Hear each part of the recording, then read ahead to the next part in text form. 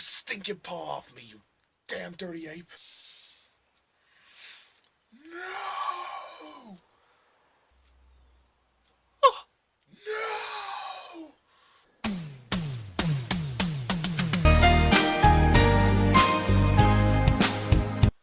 Caesar, please.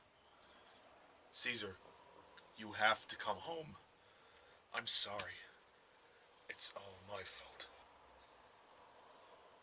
Caesar is home. But Caesar, please, just listen to me. I'm really sorry. Caesar is home. Caesar, please. I need you. I need you. Caesar, you sprayed me the virus? My intelligence, my brain is exploding. Caesar, make human smart. Make it stop. No, human dumb. Human need educating. Just get it out of my head, Caesar. No, Caesar need to do this to you. Human need educating. I'm a fucking scientist, you moron. No. Human, dumb, ape, intelligent. That's fucking racist. Caesar, show you racist.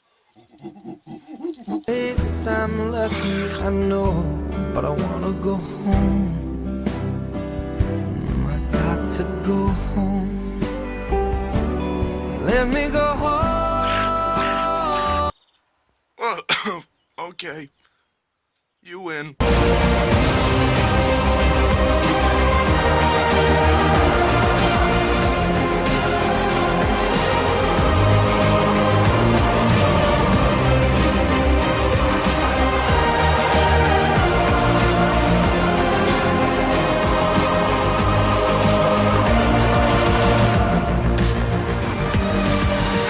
Hello everyone and welcome to my review of Rise of the Planet of the Apes.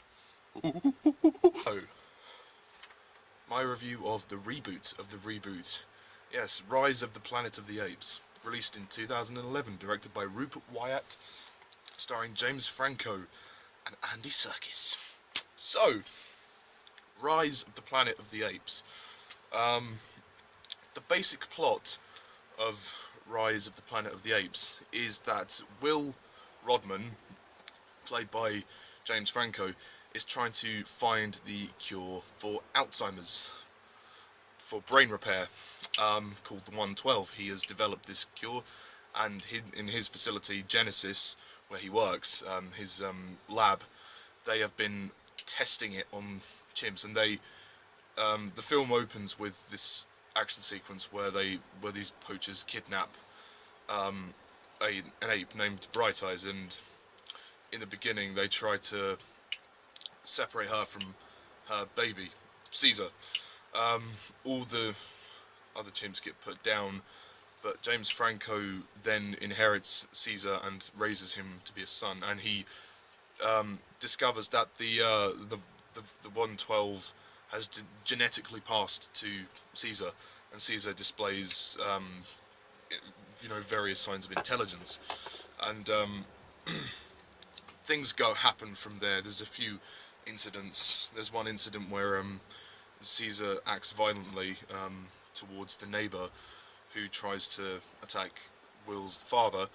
I won't go into the details of that, and then Caesar gets taken into captivity, and then he decides to lead a revolt, an uprising, if you will, with all the other apes. Hence the title, Rise of the Planet of the Apes, and that's pretty much it. I'm not going to go into too much more detail. So, Rise of the Planet of the Apes. This film is absolutely magnificent.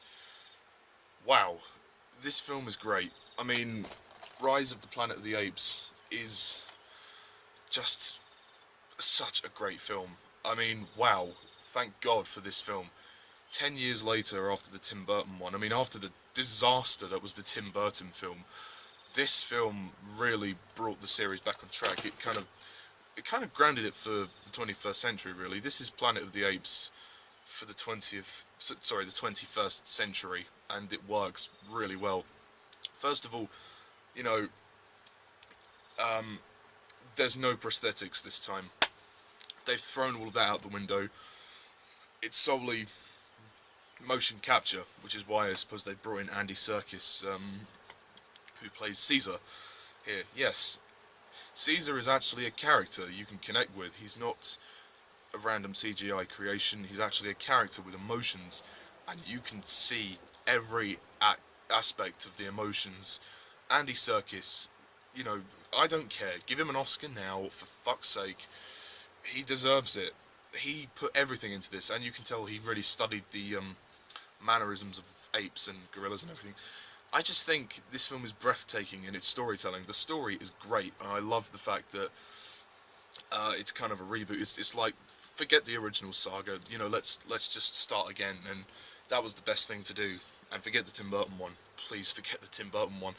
I mean, and I just love the fact that it's a very personal story. It's ultimately about the relationship between James Franco and Caesar. Well, it's James Franco's character called Will Rodman.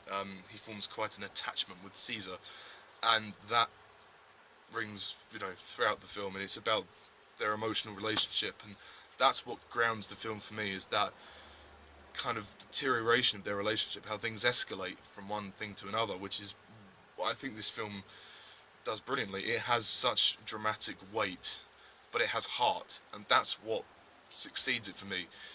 The Tim Burton one had no heart, no soul. It was a fucking mess. This one is everything you could want it to be. It's not a long film, actually. It's only an hour 45 minutes, but it's powerful, it's dramatic, it has soul, it has heart. You care about the characters this time, unlike the previous film. So that's great. The direction by Rupert Wyatt, who I don't know what other films he's done, but he's a great director for here.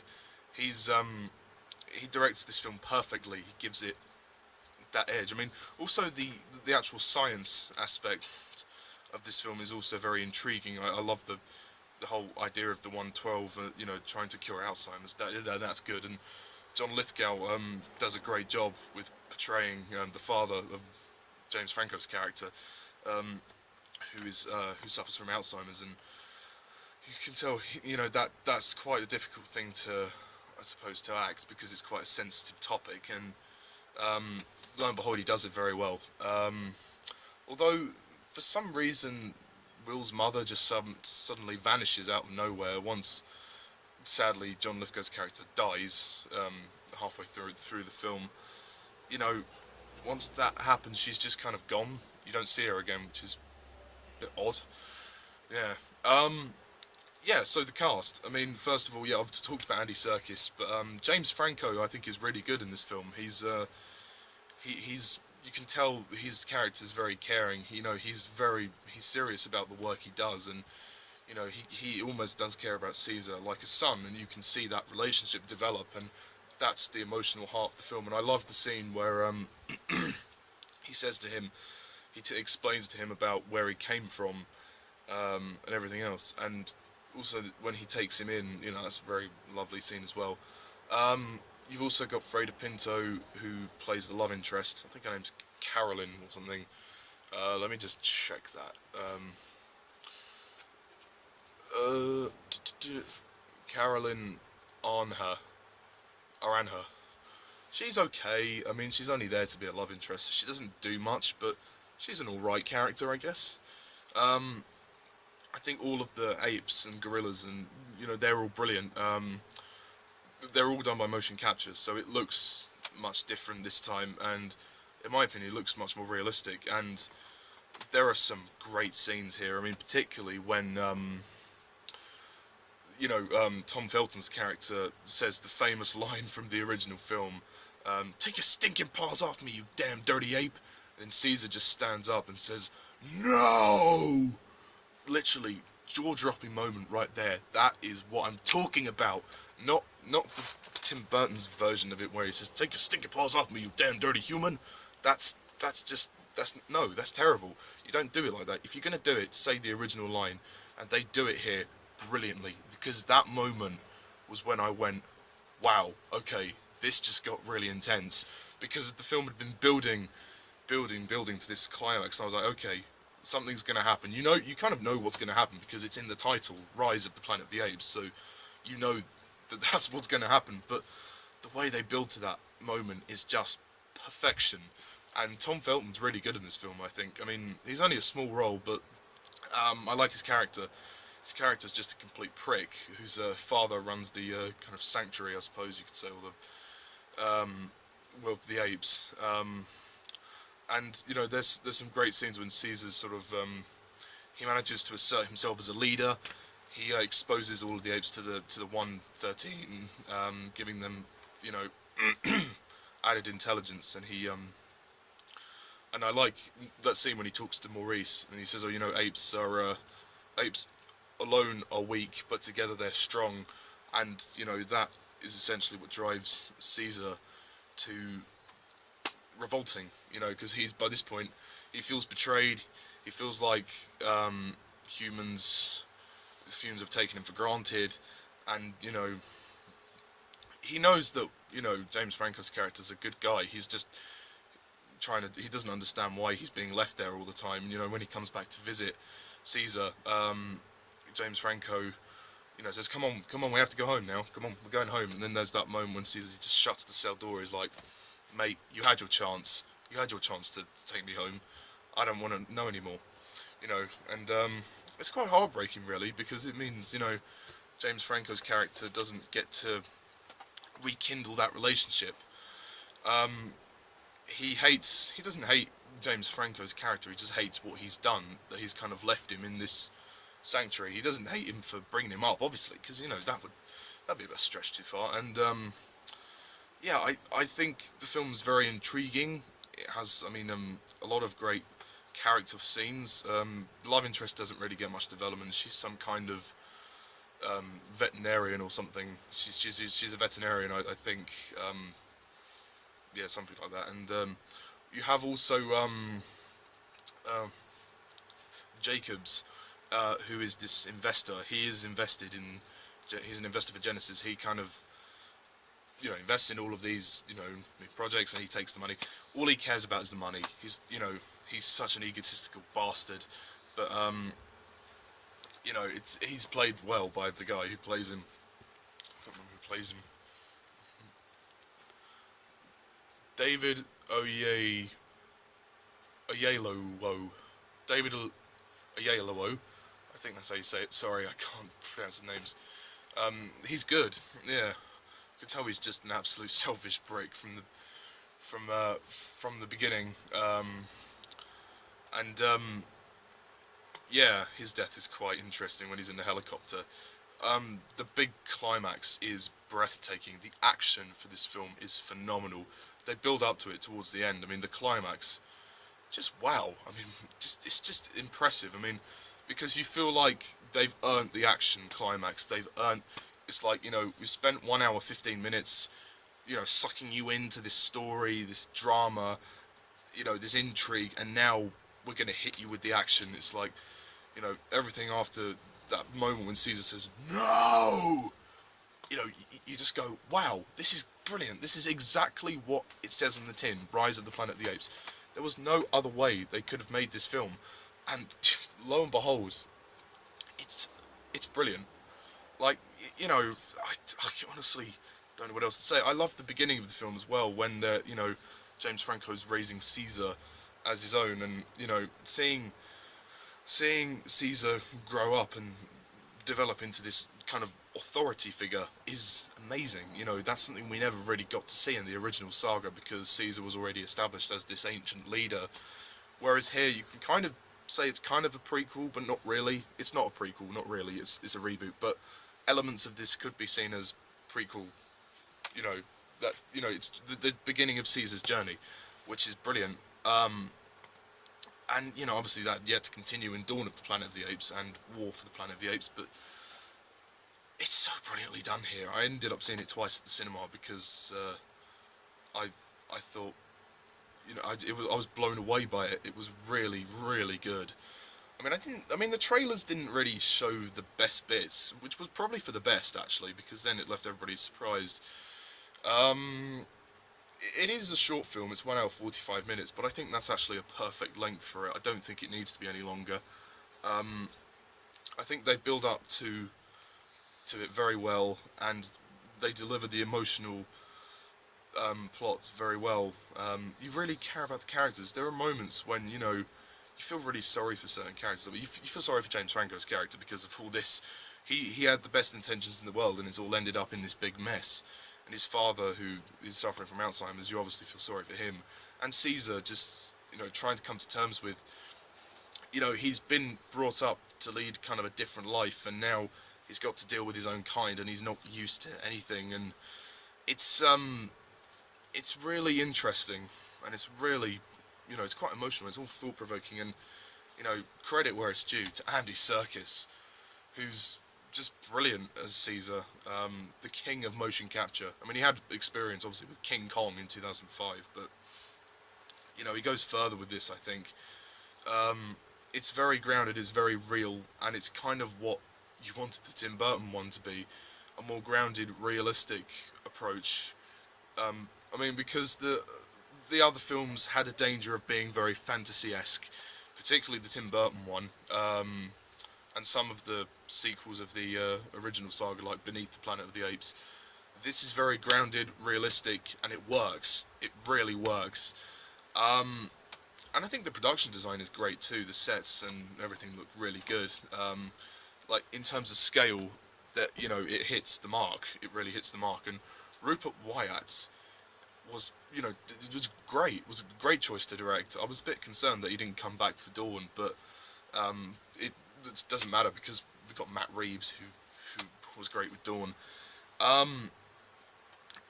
Overall, I love Rise of the Planet of the Apes. I think I'm actually going to say it's an absolute masterpiece, and it makes up for the utter shambles that was the Tim Burton one 10 years prior. I mean, everything. I mean, just the CGI as well. There's so much detail on the apes, like all of the apes, the motion capture. It works. It works really well. There's no other way to say it. And the music by Patrick Doyle is good as well. It's not like a masterful soundtrack, but it's good. I mean, there's some really nice, there's some nice music pieces there that accompany the emotional moments and the dramatic moments of the film. It's phenomenal. It's amazing. And I am definitely going to give Rise of the Planet of the Apes a 10 out of 10.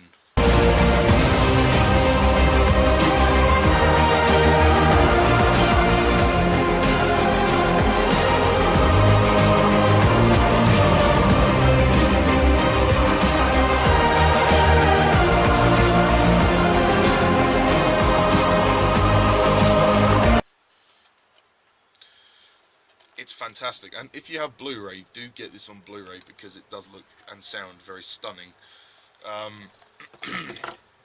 So yeah, I don't have much else to say about the film. So yeah, that's pretty much all I've got to say about Rise of the Planet of the Apes. It's definitely one of the crowning jewels of the saga, and you know, I mean, Rise was just so good. It's definitely going to remain that, you know, one of the crowning jewels of the franchise for the rest of time, and it saved the franchise. It really saved the franchise, and the kind of post-credit scene, mid-credit scene is really nice, which just kind of leads into Dawn actually very nicely with the, because you have Franklin who gets exposed to the virus, and then he starts sneezing and he kind of gets infected and dies from it, and then he passes it on to that guy who's the next door neighbour of James Franco, and he gets it at the airport. So, you know, that's going to spread around the world wherever he goes, so that's a nice lead into Dawn, which I think it takes place about 10 years after. So yeah, Rise of the Planet of the Apes, that's all I've got to say for now. You know, tune in next time when I review Dawn of the Planet of the Apes, and then after that I'll do my Planet of the Apes ranking.